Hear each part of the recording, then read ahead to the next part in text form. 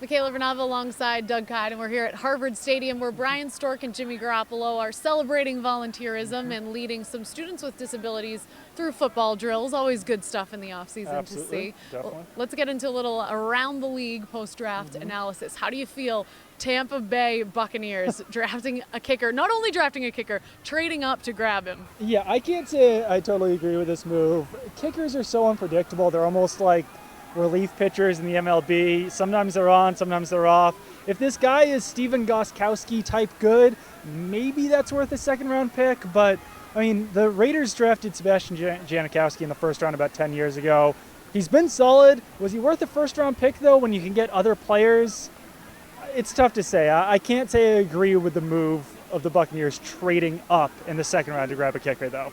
All right, well now, Bill Belichick, his greatest strength isn't usually touted as his drafting abilities, but they say the greatest form of flattery is copycatting. Yeah. We saw the Tennessee Titans sort of mimic the Patriots' style of drafting. What did you think about that this year? Yeah, it was interesting. They were drafting a lot of big guys, a lot of guys up front, both on the offense and the defense. Can't say I disagree with the move. That's really how the Patriots built their team in the beginning stages when they drafted Matt White in the second round, Richard Seymour, Ty Warren, Vince Wilfork. So it's definitely not a bad strategy to copy. We'll just have to see if they took the right players because we'll get into them a little bit later, but they could have had Laremy Tunsil there in the first round, passed on him and took Jack Conklin instead. So it'll be very interesting to monitor to see if that was the right decision for them. Well, speaking of Laremy Tunsil, he's now landed in the AFC East. How much of an impact do you think he'll have with the Miami Dolphins? I think he'll definitely have a big impact. Their offensive line definitely struggled last year, and by bringing in Tunsil, that allows them to move one of their tackles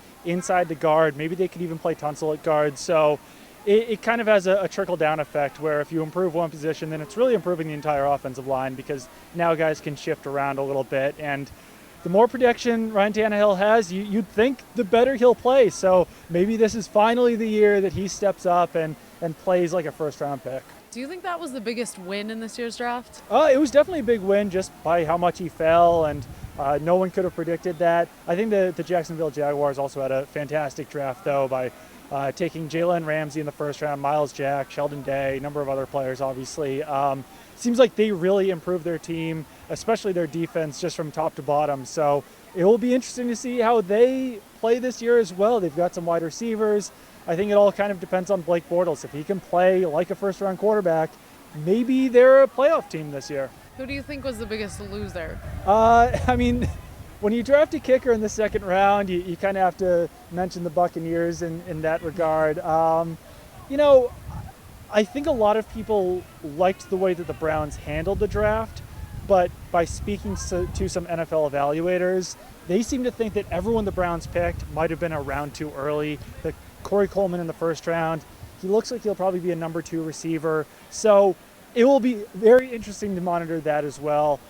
Acquiring a lot of picks, I support that. The picks they took, maybe not the greatest players. All right, well, we'll have to wait until the season, of course, to see how it all pans out. But it sounds like there's some stuff going on behind us, so let's get back to celebrating volunteerism for now. Thanks, Doug. Keep it on NESN.com for all your NFL news.